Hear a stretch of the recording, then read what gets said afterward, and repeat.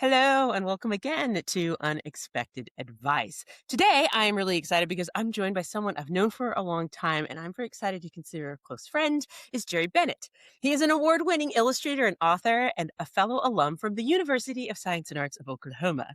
Jerry has built an incredible career bringing stories to life through illustration, from comics and graphic novels and picture books to teaching and mentoring creatives around the world, and his work spans licensed projects for Marvel, DC, Star Wars, Disney, DreamWorks, you name it. He's even created comics that have won a variety of awards. In fact, it was for the Pioneer Library System that earned a local and national recognition from the American Library Association. He also has the most unique laugh you have ever heard in your life. Seriously. So one time I was in a movie theater in Oklahoma with some friends watching the show. A funny part comes up and we hear the laugh. I hear Jerry's laugh. I know he's in the theater. Then someone else across the theater goes, Jerry Bennett? Like, I lose it at this point. I lose it at this point. Okay. So those who know the show, this is not what we're going to talk about. Your laugh or just the illustrations that you've done. We're actually going to talk about business, and you're going to give us some really amazing business advice. So, Jerry, welcome to Unexpected Advice. Thank you for joining us. Oh, thank you so much, Esther. I love hanging out with you. We always have good times. It's always good times. Always. I want to dive into this because it was really fascinating when you asked you to be on the show and you were like, yeah. And I said, what advice would people not expect to get from you? And you're like, the business of being creative. I was like, wow, that's amazing. So maybe start with how you got here, because you didn't do this forever. You studied this in college, but talk to us a little bit about that journey so we understand how you got into the business of art. Oh, okay. Yeah. So, as you know, USAO graduated 93. And I kind of spent a year after USAO living in Chickasha, just working, no specific jobs, whatever. And I was in the process of actually moving to San Diego because that's where the thriving comic book industry was in the 90s. Image Comics is like one of the premier comic book companies that creates some of the best independent stories and creator owned stories at that. And so I wanted to be in on that action. And so I had set up, some friends of mine had parents that lived in San Diego and they had a room set up for me and I was going to move. And the week of, they had to give that room back to one of their other daughters. And so I kind of just like said, oh, well, and I moved back to Oklahoma City and decided to just work here. And I thought maybe I could, and this is before the internet. So I thought I could maybe do some art here, establish a career here. And even in comics, which I thought was at the time a monumental task, because any kind of art in Oklahoma was a difficult sell. And um, so I moved back to Oklahoma City and took a job working for a door and plywood shop. And I ended up working that job for like 16 years total. And then I got to a point I was closing in on I was closing in on 40 years old of age. And I decided that was the time I really needed to step away from that and move into art full time. Like I needed to have confidence in myself. And that's something I don't think I really cultivated throughout those decades. I don't think I fully cultivated a confidence in myself, which I think is huge. As we talk about business, I've learned that helps you really put yourself out there and it really helps you find your audience. And so I just made the leap of faith, right, like months before I turned 40, to just jump into it. And during that time I was working at the door and plywood shop, I did do a lot of like Comic Cons. In that time I started developing relationships with a lot of comic creators in Oklahoma. We even started developing a strong like comic book creator community. We had a Facebook page that was really going strong, has a huge membership there. I was doing a lot of client work for a lot of different people. I started getting real involved with this organization called the SCBWI, which is the Society of Children's Book Writers and Illustrators. Okay. And my first year in, I was actually brought in. They invited me to be the illustrator coordinator for our region. And so I took that on, and it allowed me to like develop a lot of relationships with Mhm. editors and agents and art directors Okay. in children's publishing. And so, yeah, that was a really cool opportunity. And I have a lot of great friendships because of that. In that, and I even like even to this day, like I did the illustrator coordinator position for 12 years, and as I was deciding to step down, I was invited to apply to be the U.S. illustrator coordinator, which is the illustrator coordinator that approves and supports all the illustrator coordinators in the Yeah. U.S. Wow. And so I applied and I got that position, and I've been doing it for I've been doing that for almost 3 years now. And That's so, fantastic. So that's something that you're still doing, and I think you touch on something that we talked about in an earlier podcast with Michelle Scobie about building a network, building community, building that group around you. absolutely, yes. And I can't stress highly enough how important it is to build community, because, and not just community of like-minded creators, but like-minded fans of the Mm. stuff that you work in. And that's why Comic Cons have been so important to Okay. me. So let's dive in a little bit more to that business side of things. So my Yeah. first question is, what is a business lesson you learned the hard way that really had nothing to do with art or talent, but you're like, oh God, I got to learn how to do this. I got to learn it now. Oh, that's a great question. I would say uh, having a firm agreement in place, like Oh, knowing interesting.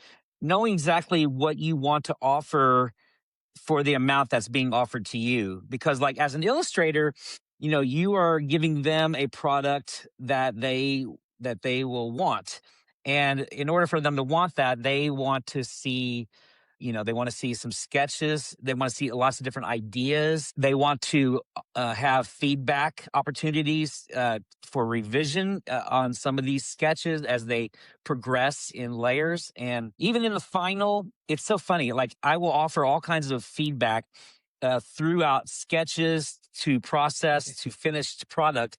And even in the finished product, they'll decide that they want some changes in there, or they'll want to see something completely different. And so it's such a weird subjective industry, the illustration Yeah. industry.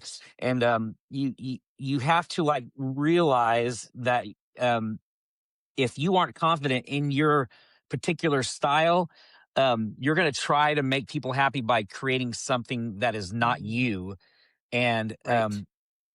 hopefully they are coming to you because they want you, they want your style. And a lot of Mm. illustrators don't realize that right off the bat. And a lot of people who hire illustrators, they don't realize what they even want sometimes. Mm, And yeah, so, it's like portfolio. This is so kind of goes to the essential core of a brand. Like as an yes, illustrator, your brand is your styling, however you yes, might style. And it's a little different for like traditional commercial artists or someone who just does, design work that modifies to the brand the organization's established. You're bringing this style to that organization. They're having to adopt that or, that this absolutely, styling of your art. And absolutely. I'm curious, how do you price that? Like when you think about pricing, what are the things that you have to take, especially since the value isn't obvious, it's not tangible. Like I want 57 different revisions. How do you price that? How do you go about thinking about pricing that? Well, I first had to, like, honestly, I had to price myself cheaply because Ugh, I was an unknown commodity. And, I go by the whole system of demand versus supply. yeah. I had plenty of supply, but no demand right off the bat. And so I would start out cheaply. I should have started out with, like, a set agreement of telling them Mm, what I would offer right off the bat, as far as, like, a product plus how many revisions that I would want to offer them. mhm. And I didn't do that right off the bat. And so there's lots of clients that I'd done plenty of revisions for, and so it was a tough slog for a little bit. But then I Yeah. realized how much I should offer them, and I would charge for any subsequent revisions that they would Right. want. And so that started working out. That kind of template was starting to build for me. And as that was building, my audience was building. I started building the audience slowly through social media, through word of mouth. Oddly, word of mouth, I think, did better for me for a while Mhm. than social media did. But social media did do me a kindness, as far as, like, I would take on the idea. Like there was a time period where I was hardcore focused in doing a lot of pop culture mashups. The supposedly is like free of like license attacks or whatever, as far as like not breaking laws of Yeah. license. And so I would do a bunch of these and they would get picked up by websites. They would get picked up. I would offer them on these. At the time, there was this whole template, several websites that follow this template of offering a t-shirt design for a small period of time. Like say, like the one that gave me the biggest success was T Theory. They Okay. had the system of for 24 hours, they would offer a new tee design from an artist and they would sell as many as they could in that 24 hours and then move on to a new design. And so I had done this one design of Admiral Akbar from Star Wars wearing a Ghostbuster Yes, uniform. I think we might have bought this T-shirt. I mean, I know I've got the art somewhere in this house. So yeah. Amazing, amazing. So yeah, and so like for those who can put two and two together, so Admiral Akbar was holding a ghost trap, and which fit perfectly with his catchphrase, "It's a trap." And and end up selling in 24 hours. I sold 3,000 tees. Oh my goodness. Yeah, it was crazy, and you get the artist gets $1 per tee. Nice. So that was a nice one-day paycheck, and Nice. Yeah. and it got me a huge audience online. Got a ton of followers that day, that week, and it helped continually keep me going on a strong audience building path. Yeah. And it allowed me to put up more of those designs. Lots of different. I did a steampunk Ghostbuster design. I did some Doctor Okay. Who design. Yeah, lots Yeah. of different mashups, which led to some of my licensed work. And so I had Okay. entered some contest, and I know a lot of artists don't support that idea of entering these contests because, and to be fair, there is a lot of like taking advantage of the artist in that Yeah. realm. That's actually a good point. Like, thinking for any entrepreneur, people starting businesses, it's hard to know what to invest in. So, how did you make those decisions versus of pay to play? Because there's like, if you don't have that audience, if you don't have that network, how did you make those decisions from a business perspective to really weigh that on what do I invest in versus what do I pass on? What were some of your Well, criteria? honestly, at the time, it was just what I wanted to draw. Mm, I wanted to do Marvel licensed work and Star Wars licensed work, and so I would just submit. I would draw these entries with no promise of payment or winning a contest of any kind. I would enter these contests, and the only reason I felt so confident in doing these was because one, I enjoyed it. Two, I had the door and plywood job at the time. okay. And so like the big sacrifice was probably in just all the evenings that I had to spend, in art. Like I Okay. had to like sacrifice a lot of time. My wife and I, in the evenings, we would watch some TV, and all that time I would draw and work on things. And Yeah, so so, it's kind of like it's balance too. Then like with that was a long term creative goal that you had with a short term. So how did you manage the short term business need there? So when you have to like because you made the leap and now you have to actually start making money at this. So how did you balance that? Like I want to draw, I want to do this, but the short term I have to do these other things. How did that work for you? that was tough. It was freaky because like there were a lot of unknowns at the time. So when I jumped into the full time Yeah. business, thankfully I did have clients already lined up, and they weren't like big money making clients, but at least I had work. And so, and I had a little cushion. I built up a little financial cushion, and I let that sustain us for a while. And in that meantime, I just worked hard. I would clock in and do the work. And in fact, I get a lot of Yeah. compliments for how prolific I have You been. are. Like, so I try, and that's the thing. You have to constantly put new work out. You have to like, keep working, keep practicing, keep drawing, and keep, accepting work, Mhm. and there's a lot of opinions on how, what kind of work you should accept and how much money you should take. But for me, it was more about what I enjoyed doing. And this is where the unexpected advice comes in, because I have learned to be content with what I have. Like like we've always had plenty. And I realized I've had like I almost feel like it was a sickness and how much I like to collect toys and comics and stuff. I mean, you can even see behind me, like I've got just tons of stuff behind me. Yeah. I've really learned to like not really want that stuff from much anymore. I still enjoy it all, Sure. but I just don't spend my money there now. I've learned to really be content and spend accordingly to what I have, which, to be honest, it's not much. I don't make a huge killing in my profession, but I'm happy and I'm Yeah. content and I'm at peace. And that was the big change from when I let go of the door and plywood shop, because I was stressed out and I was depressed. Mm. And I got to a point where I was just really not enjoying my life. And so when I made that jump of with that leap of faith into the unknown, I never realized how fulfilling it would feel. And that was a Mhm. huge bonus for me. And so like one big advice for me, probably the seminal advice for me, is that Mhm. learn to be content with what you have, especially if you want that position, if you want regular client work, because it's very much a feast or famine. But if you are happy with what you have, I think the art career is a much more sustainable one for Mm. you. Yeah, and that's a good point. I think when in business, if you find those things that are draining and taking from you, yes, you might have a lot at a certain point in time, but at some point in time, you have nothing more to give. And Absolutely. then what do you have left? Yeah, so let's talk about advice that you would give to um, create. You mentioned this too, is that there's a business to creation, and you just mentioned it just a second ago, where you said like you schedule that time. So, and I've heard this from other like authors. How do you schedule? How do you create structure when there is no like theoretically like, oh, I can do whatever I want when I want? How do you go about creating that structure in your life? Well, I mean, I have to treat it like a job. I have to like, Yeah. you know, build my routine as I would a normal job that I would clock in and clock out of.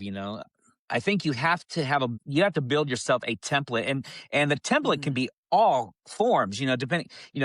Some people like thrive in the evenings and late at night, and Right. so maybe. And I know tons of people who work late into the night. And that's their schedule, and so Yeah. as long as you understand what kind of schedule works for you, that's what you need to do. But you have to build that template and you have to be consistent at it. Yes, that consistency is huge. And it's funny to me, Jerry, because I think when you think of an artist, we always think of like their arts, their creatives, they're all out there, but you really are independent business owners, right?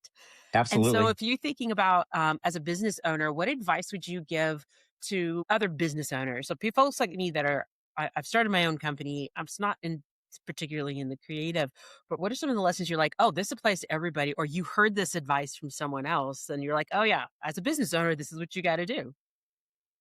Well, I mean, you have to understand the tax system. You have to understand the money that you have. You have to understand sales tax. You have to understand everything that you can be tax exempt. For the longest time, I never did all the tax exempt stuff, and Oh, like I realized there was even buying comic books for me was a tax exempt thing, and so mhm. anytime I go to the comic book shop to buy comics, it's counted as research. Anytime Yeah. yeah, any art supplies, any trips that I make to any other towns or states to do workshops, to do comic conventions, any of that, the gas is an expense, the meals are an expense. I just start learning how to organize myself. That which was the worst. I'm not organized at all. And I'm glad you don't see the rest of my office because that shows you how much I'm not organized. Same here. I have this really pretty. It's right. It's just perfect. It's all put together. The facade. The facade. What? I'm put together. Exactly. Am I wearing pajama pants? You'll never know. I know, right? Am I even wearing pants? You'll never know. Amazing. So, like, understanding, like I think most artists, I do all. I do all of my stuff, all of my taxes. I do them quarterly, and thankfully, my wife knows how to do a lot of that stuff too. So I Yeah, depend because on her she's for her a own lot of business. that. She runs her own business as well. Exactly, exactly. So she's got things. She knows the business way better than I do, to be honest. And so I Yeah. should know a lot more about that side of it. And sadly, I really don't.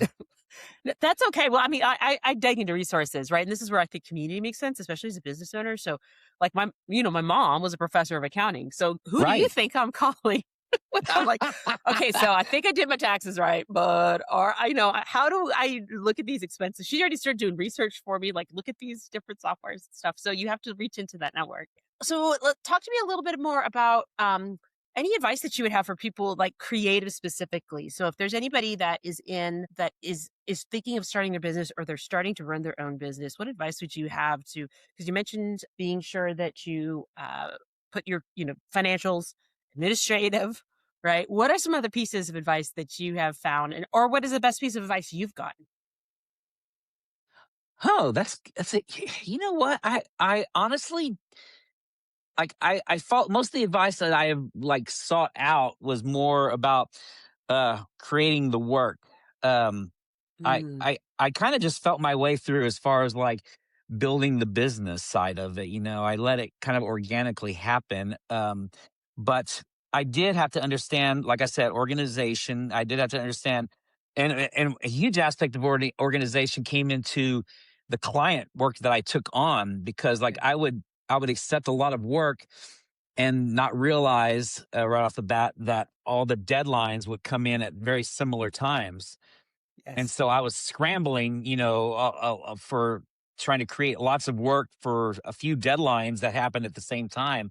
And so um, I try to manage my timeline better now. My calendar, I make sure to calendar everything so I can Oh figure yeah. out when I have time to do this and when I can take on more clients and continue moving forward. Yes. And how do you decide? So I know that we talked a little bit in the past, but how do you decide what to take on and what not? I think as a business owner, we sometimes, especially when you're starting off, and you mentioned this, I have to take all the things. I have to have all the things because I got to make some money. I got to build. How do you make those decisions now? How do you think about it now when you decide to take someone on or just like, this isn't going to work? Well, having enough experience to know what you enjoy and what you don't enjoy Okay. helps decide what you want to take on. And it also helps you decide how much to charge for those things. Because, Mm, like, if I want to take on uh, a particular project and I know it's going to be something I won't enjoy as much as another project, I will charge more for that, to be honest. And if they want to pay that price, then it'll be worth it for both of us then, I feel right. like. Right. But Yes. but if it's something that I've been wanting to do, then I probably won't charge as much. I will charge enough, but I will charge probably significantly less than I would with another project. Because like it'd be something that I would have fun with and enjoy. Like any Interesting. comic book project, if you're into comics in the comics process, you would understand the pricing. Like in Marvel Mhm. comics, which is the template for a lot of people's pricing. Um, Pencilers get I think 250 a page. And that Okay. might be different now with the way the industry has been like really. I'm not even going to go there. Um, but locally, I'll take on work for a much lesser price to do uh, not only pencils but pencils through coloring, pencils, inks, coloring. I'll even do Mm, the lettering. And for one, I do enjoy having a total control over a page because I get to decide the composition. And this goes into the creative aspects of creating a comic, right. deciding how you compose the page, how you want to color it, how you want to letter it, and all that. But uh, I will take less money for comic book work just because I enjoy it and Hmm. it just helps me continue to build experience on it. And I have an agent, I have some graphic novels on submission, and if they get bought, I know that it still won't be a huge amount of money because for one, they just can't offer the amount of money that it would take a comic book creator to draw an entire 200-page graphic Hmm. novel. Because if you Hmm. consider the amount of work, it's it's unrealistic for a Yeah. publisher to pay that, unfortunately. But that's why comic book creators do it, because we love it that much, Yes. unfortunately. Well, and I think it is that balance of what you love and then what you can get paid for, which is something that is interesting to me is that you've expanded. So beyond just the creating the art, you also do education, you do workshops, you do other things.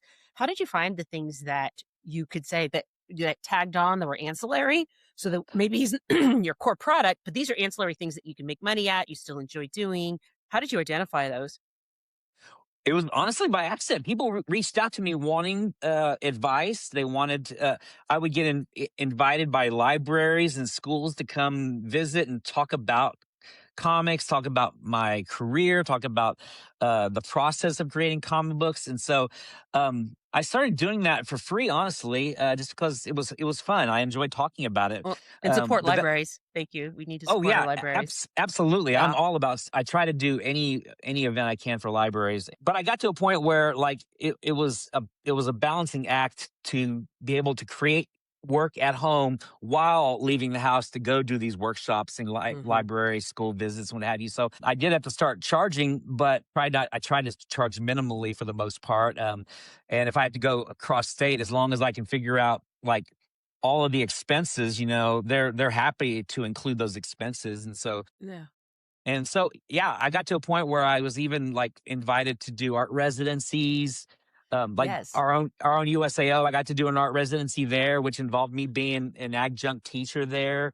Oh, very cool. They even let me design my own curriculum for creating comics, and so that was an amazing semester for me. That's awesome. That's Yeah. awesome. That's really fun.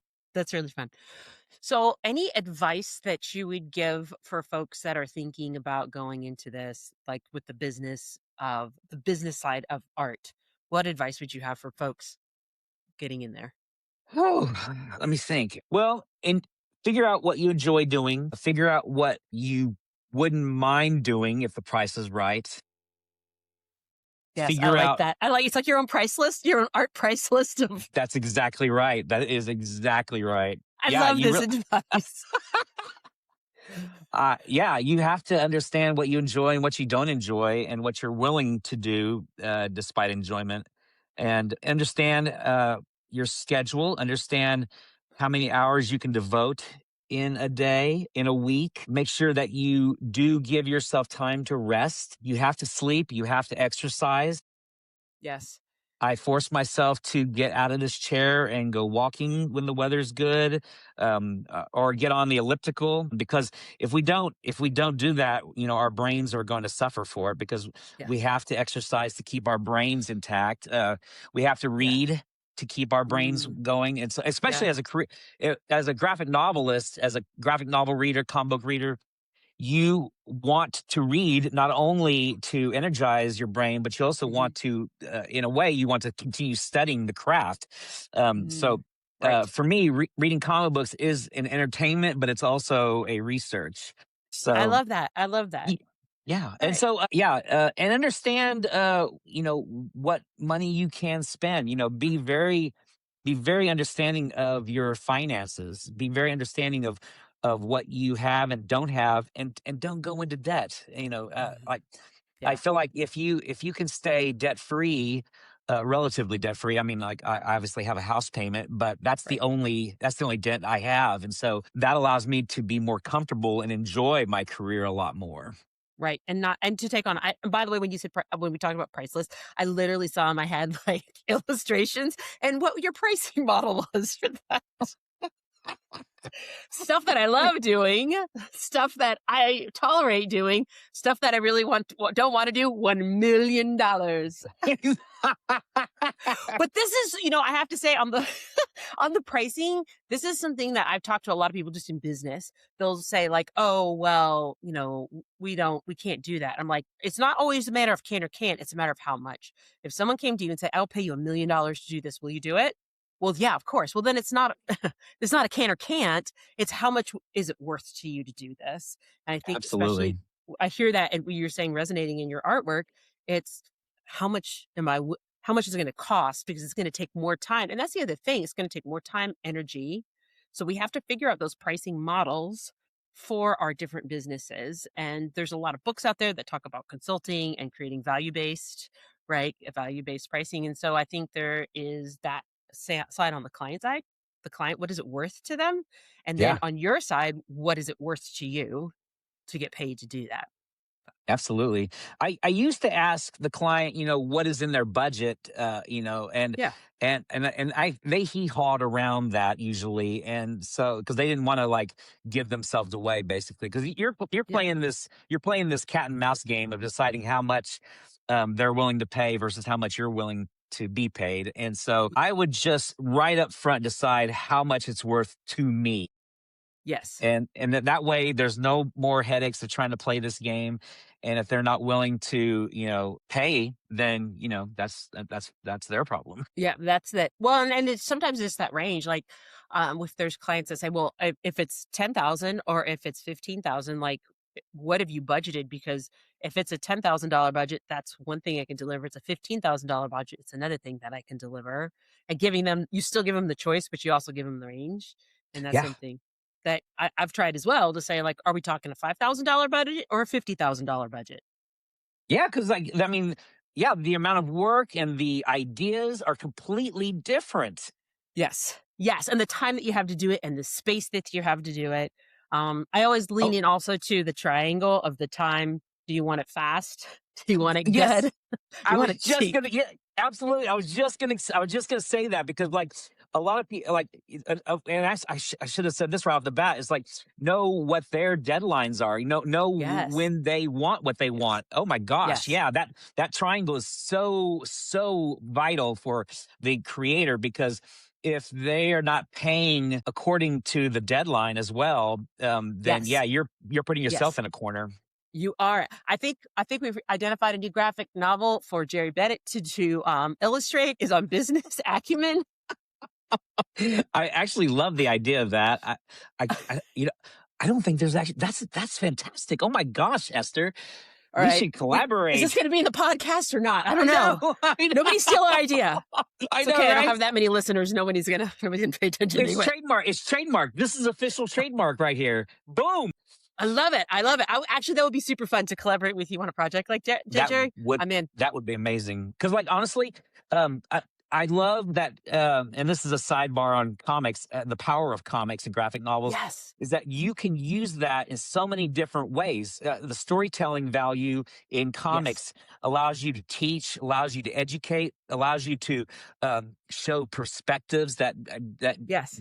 just can't be seen any other way. I've done I've done I've done comics for like OU's business department.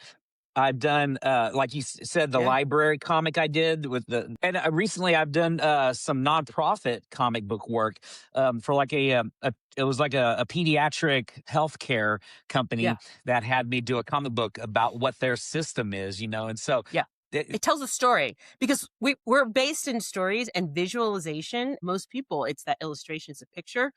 The picture's worth 1,000 words. So show me that picture of absolutely. how it's supposed to be, and I capture that understanding faster because I'm telling the story faster. Absolutely. That power is how we learn. I mean, from a very young age, that visual text relationship allows us to learn so much faster. Yeah, Yes. absolutely. Yeah, I love it. I love it. Okay. So we're going to take a quick break and then come right back. And you're going to give us some expected advice.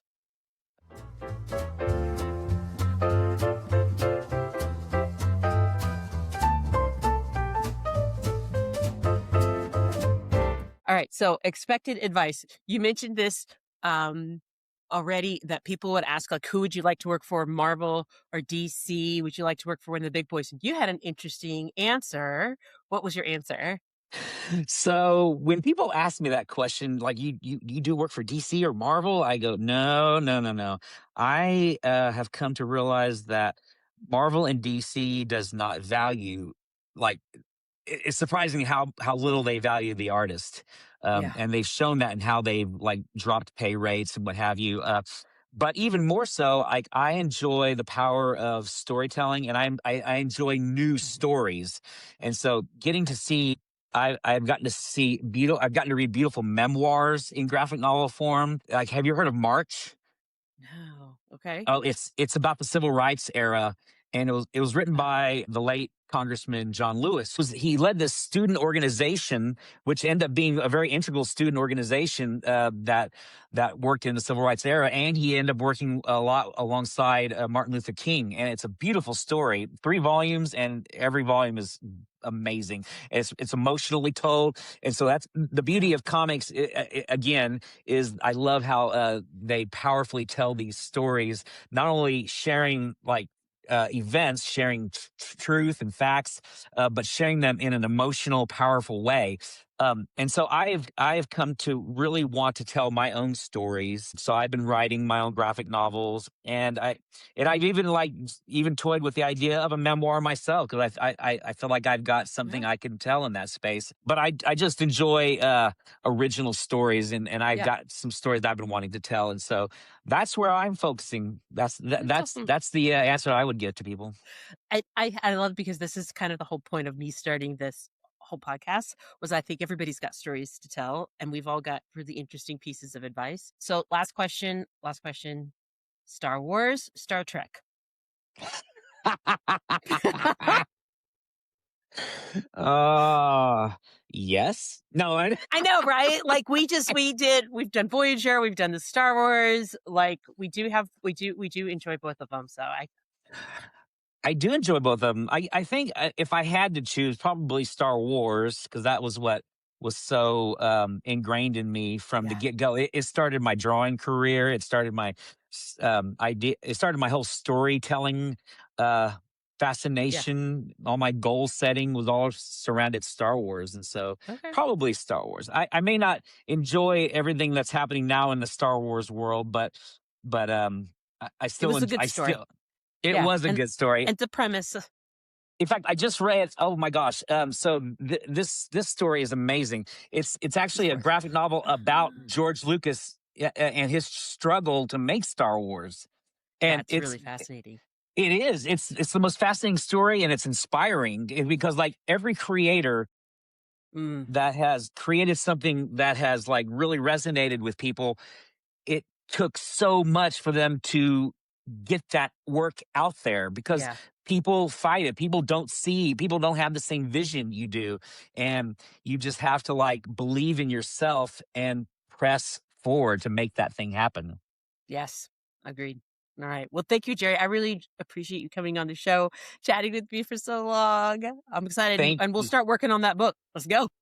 Yeah, let's do it. Yeah. Thank you.